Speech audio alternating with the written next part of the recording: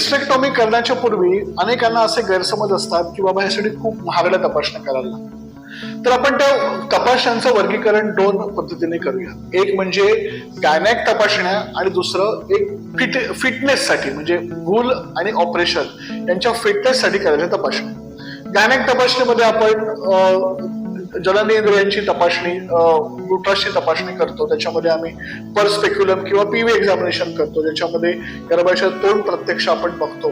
त्यानंतर गर्भाशयाचा आतला स्तर जो आपण त्याला डीएनसी ज्याला आधी सांगितल्याप्रमाणे ते आपण तपासणीला पाठवतो, जेणेकरून त्याच्यामध्ये कॅन्सर आहे का आपण बघतो. गर्भाशयाच्या पिशवीचं तोंड ज्याला आपण सर्विक्स म्हणतो त्याचा तुकडा आपण काढून तपासणीला पाठवतो.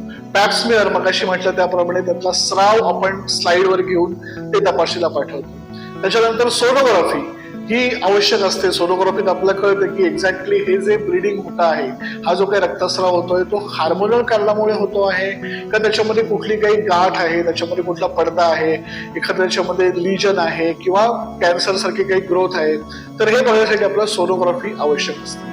मात्र सोनोग्राफी ही तशा पर्यायाची पाहिजे तर वर्गाची तपासणी आहे. त्याच्यामध्ये जर एखादा घटक आढळला तर त्यासाठी मग आपल्याला सिटी स्कॅन किंवा काही रेअर वेळेला आपला MRI सुद्धा करावा लागतो. त्या ठिकाणी कॅन्सर असेल तेव्हा तो कॅन्सर पुढे लघवीच्या पिशवीपर्यंत पोहोचलाय का, रेक्टम म्हणजे आपल्याला त्या ठिकाणून डिफिकेशन होतं, संडास होते, त्या ठिकाणी पोहोचलाय का, मोठ्या आतड्यापर्यंत पोहोचलाय का, किंवा अन्य अवयवांमध्ये कुठे गेला असेल त्याला पेट स्कॅन आपण म्हणतो. त्याच्या माध्यमातून आपण पूर्ण बॉडीचा स्कॅन करतो. त्याच्यामध्ये कुठे बोन मध्ये गेलाय, ब्रेस्ट मध्ये गेलाय, लिव्हर मध्ये गेलाय, रिब्स मध्ये गेलाय, हे सगळं आपल्या त्याच्यामध्ये पाहता येतं. ते झालं गायनॅक तपासणी.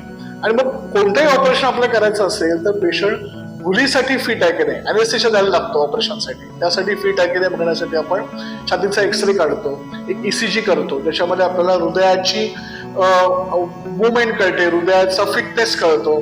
भूल देताना या भुलीचा काही दुष्परिणाम पेशंटवर होणार नाही ना हे आपल्याला कळतं.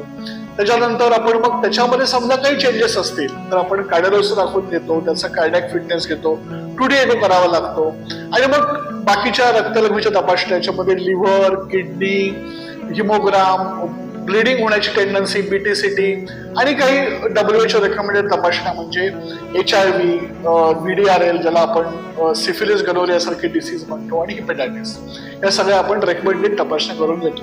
म्हणजे जोपर्यंत पेशंट ऑपरेशनसाठी फिट होत नाही, त्याचे किमान 11 पर्यंत HB पाहिजे, HIV वगैरे सगळं निगेटिव्ह पाहिजे, युरिन मध्ये काही इन्फेक्शन असता कामा नये, लिव्हर एन्झाईम चांगले पाहिजे, तसंच एक्सरे छातीचा सुद्धा चांगला पाहिजे आणि कार्डियाक सुद्धा फिटनेस चांगला असला पाहिजे.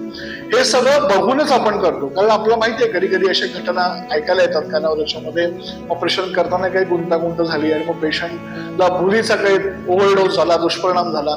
हे सगळं या तपासण्या प्रॉपर न केल्या किंवा त्याच्यामध्ये काही घटक असतील तरी पण तुम्ही त्याला कडे दुर्लक्ष करून पुढे गेलात तर कदाचित होऊ शकतं. म्हणून या तपासण्या अत्यंत आवश्यक असतात. असं म्हणायचं नाही की डॉक्टरांनी भरपूर तपासण्या लिहून दिल्या, महागड्या टेस्ट करून दिल्या, त्या टेस्ट कुठे स्वस्तात होतील हे पण आपण डॉक्टरांना विचारू शकतो. परंतु या तपासण्या करणं मात्र तुमच्या आरोग्यासाठी अत्यंत आवश्यक आहे.